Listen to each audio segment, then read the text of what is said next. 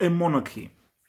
See, this is the issue with England and the issue that I've had with England for such a long time. There is nothing wrong with a monarchy existing or having kings and queens. In several countries in the world, you have kings and queens in several countries in the world, but people don't make a big deal out of them. People don't promote all of them because most of these countries know that in 2021, kings, queens, crowns, all that stuff, it is not relevant to 2021. And this is always the issue I've had with England is this is a country that has, in my opinion, produced the best actors in the world. That produces the best actors in the world. Gary Oldman, Day Lewis, even if he's Welsh, Anthony Hopkins. You're now seeing what obviously Bill is now doing and so forth. Like, and obviously you're now seeing Daniel Kaluuya, Idris Elba. But so people know that acting, these guys always bring it. And if you actually want to learn acting and to be the very best actor, you come to England. You come to England. This is a country that, in my opinion, has produced one of the best singers of all time in George Michael. This country has produced a like Harry Potter. Harry Potter, that is one of the most popular books in history in terms of just raw popularity and the impact a book series has made. Harry Potter, I think, is unprecedented. Again, an English lady, J.K. Rowling, Roald Dahl, so much stuff. So why don't you promote the musicians that have come from England? Why don't you promote the actors that have come from England? Why don't you promote the different arts? Instead, you're making a big deal out of these princes, queens, and kings. And you say, why so? And I think this has always been the issue and problem of England is that you have all this talent and you can instead make the country about we are the home of the arts. Like London is an amazing city with so many different cultures. But the disease that England have always had is the disease of arrogance, the disease of elitism, being elitist, and the disease of classism. England love telling you that you're poor, I'm rich, I'm better than you just because. You know, I am more privileged than you. I will be treated better than you just because I'm from this family, because I'm from this group of people, I am simply better than you, and they love to rub it in your face.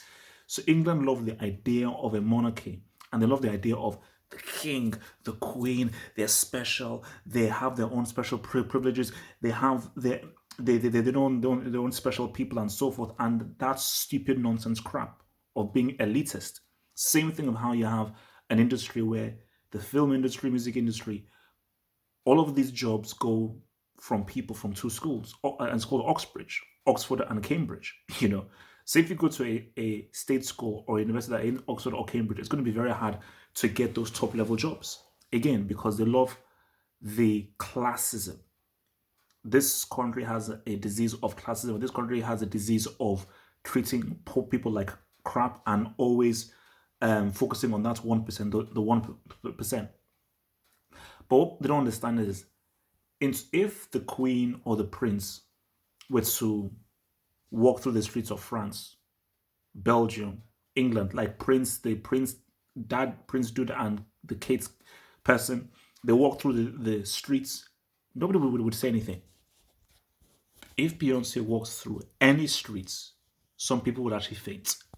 So if you think about it, Beyonce is more of a queen and more regal and more into she represents more of the idea of royalty than the English monarchy do. Also, the English monarchy they actually have German blood in them, so you're not even purely English because they actually mixed with German blood. But that's a separate story. So whether it's you want to call it a Drake or a Beyonce, these are people who for me represent more royalty than anyone else. So as we're not coming up with the whole Meghan Markle thing and everything, it's going to be interesting to see what she says. And I'm hoping that, because I was just discussing this with my brother, that this is a catalyst. It's a catalyst for people in this country to finally say, okay, yeah, let monarchy do what they do, but let's just stop giving a damn about these people. Let's stop giving a crap about these people and let's just reduce the influence that these dudes have. But the issue with England is English, a lot of English people, not all, but a lot of English people will die with their tradition. They'd rather die than give up their tradition. They'd rather die than give up their history with the monarchy and so forth, because that is what they can do to say, hey, look how much better we are than you. It's the arrogant, elitist disease that they have. But as I said again, look, I've always said that I don't give a damn about monarchy. I am bowing to nobody. I am bowing to. If I see the Queen, I respect you as an old lady. You're an elderly lady and so forth. And for me, I respect my elders. I come from a country where we have to respect our elders, you know. So if I see her, I respect her and so forth. You know, 'cause again, for me, I have both passports. I've got a Nigerian passport and an English passport. So being with English passport, I can say right now, if I see the Queen, I am bowing to you. Now. But I will respect you as an elderly lady because I always respect my elders. And I come from a country where you have to, I was raised in a country where you respect your elders. But all because you're the elderly lady with a crown doesn't mean I'm bowing down to you. It's not happening, bro. You know? So, because look, see, the whole thing with the Meghan Markle thing, it's very simple. It's very simple. And this is what people need to understand. And I've known this because I know English people better than they know themselves. I know all their tricks. I know all their tricks because I told you, I went to school with these people for 7 years because the university is a bit different. But so for 7 solid years, I really got to the core of those English conservatives and how these guys think. I know these guys inside and out. And it's very important for their psychology that the monarchy and so forth is white. It's very important for them, and so it's really important. I told you, I know what I'm talking about. It's very important that it's white. Meghan Markle coming in, even if she's actually half white, but how coming in and so forth, it messes with the image, it messes with the optics, because in their minds was like, Prince, why did you have to just? But for for our Prince friend there, he was like, I'm always treated like as an outcast. I'm never really sort of ingratiated to the whole family and stuff. Everything is focused on my brother, and everybody just revolves around my brother. I'm gonna do what would I freaking do? And they now let's just get really deep right now. And this let's just get really deep. Kate, she's just Kate, you know, like. If someone like the Kate walked into a room or so forth, I don't think anybody turns their head or anybody sort of, she's just there. So I mean, like, Meghan Markle is the kind of lady in any kind of setting, you're like, okay, who is that? She's the kind of lady where she'd stand out. There's just those women you see that's like, okay, yeah, if you whether you go to a club, go to a function, she'd stand out. Just visually, she'd stand like, okay, oh whoa, she's the one that would turn heads, you know. Hence why I remember when she was on Suits and so forth, people were like, you know, man, have you seen the lady on Suits? So for Prince, he's like, you got one. You know, you got one. I mean, so you got one. So in his mind is that, look, if it's between this girlfriend who is a great catch, who's popping off, it's not my wife, and the key thing, the mother of my child, I think I'm gonna roll with that. So if it's between this royal family and royal tradition and so forth, he's like, to heck with that. What do you mean? I'm sorry, this is my, because remember, this happens a lot in families where you now have to make a choice and it's a difficult choice. But I always say to people that, okay, if it's don't choose your girlfriend over your family. Even if it's your wife, don't choose. But once it's the mother of your child, that's where it's like, all right, you now have a family.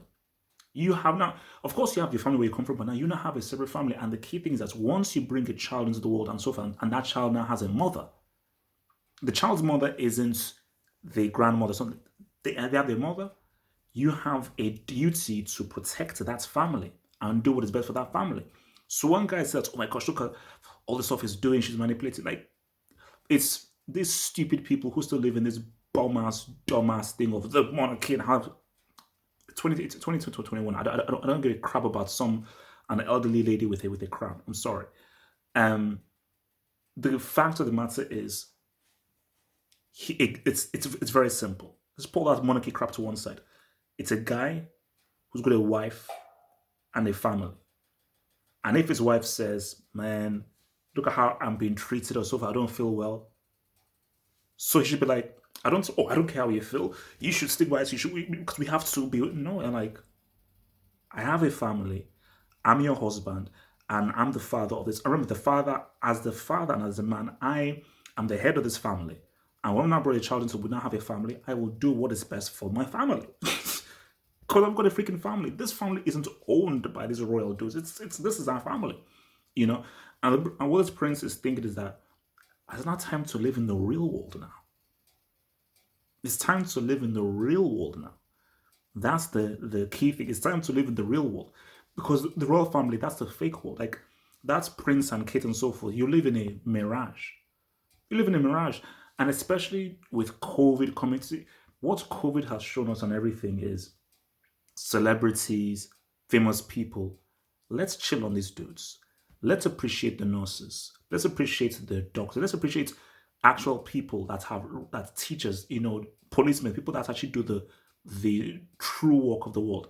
So all these celebrities and all these freaking kings, queens, royal subjects, people who are in this high up, no, screw you. I am bowing to you. What the heck do you think you are?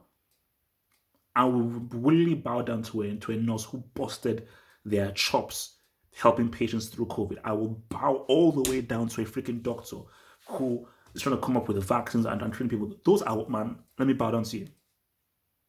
So because you are the son or daughter of some king from hundreds of years ago, I should now bow down to you? I mean, it's like, what the heck have you done for me to bow down to you? What have you done? How have you helped society? What a great thing have you done? What signs do you have? No. So, I just think that, look, man, that's why I said about England. England promotes the true great things about this. And it goes back to, and yeah, the last thing, this goes back to the anthem. England has one of the dumbest anthems in the world. God Save the Queen. You have an entire anthem that is preaching about how amazing a queen is or a king is. A country that gave you Gary Oldman, Daniel Day-Lewis, Ridley Scott, Peter O'Toole, Stanley Kubrick, George Michael, the Rolling Stones, what's it called? J.K. Rowling, Harry Potter. What does it make sense to make an anthem about the great arts and the great creative things that this country has built and how incredibly this country punches above their weights and what they've given, what a country so small and what they've given to the world in terms of arts. How would you get a whole bunch of people to sing an anthem talking about how amazing a elderly lady with a crown is? What the hell has this elderly lady with a crown done for the country? Don't give me this crap about, oh, they bring in so much tourism. People come to England to look at the history. People come to England to. Do you know how many people come to England to film? Star Wars fans. You know how big Star Wars is? They come to England, I want to go to Elstree. Because I want to see where they filmed Empire Strikes Back. I want to see where they filmed all these things. Do you know how many amazing films have been filmed in England? Do you know how many guys were? No, I want to come to England because I want to go to the exact place where they filmed all these amazing films, which is in Elstree Studios. You know? So I'm sorry. Why do people have to sing the anthem about an elderly lady with a crown because she comes from this family of kings and queens? More so than why wouldn't you make an anthem that shows the incredible things that England have done and what they've produced and what the people have done? The people. Because guys like Gary Oldman, J.K. Rowling, when she was poor, writing stuff on a freaking napkin. J.K. Rowling, before she did Harry Potter, remember she was having her and a child was in a restaurant writing stuff on a napkin. She was poor. Gary Oldman comes from a working class background from the freaking East End. You know, that is something far amazing to talk about how people come from such um, poor backgrounds are able to become one of the biggest writers in the world, one of the biggest actors in the world. Isn't that far better than sort of bigging up someone that comes from privilege?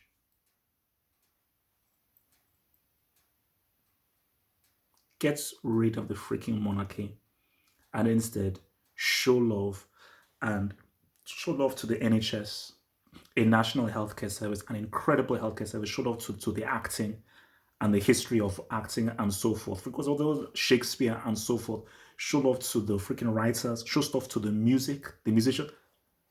Radiohead, Massive Attack, Portishead, the amounts of amazing musicians, drum and bass. This is the home of drum and bass. An elderly lady with a crown.